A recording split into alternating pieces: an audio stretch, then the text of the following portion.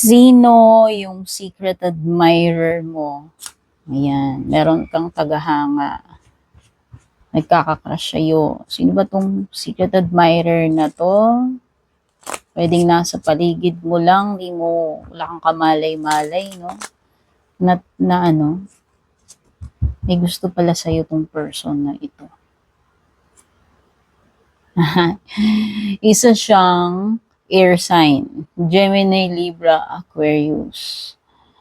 So, nakikita ko dito sa person na to is determined siya.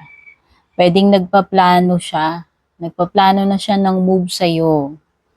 Okay? Pwedeng pinag-isipan niya tong mabuti. At plano niya na i-approach ka. Okay? So, yun. Yung secret admirer mo na yan is an air sign, Gemini, Libra, Aquarius. So, ready ka na. I-approach ka niyan.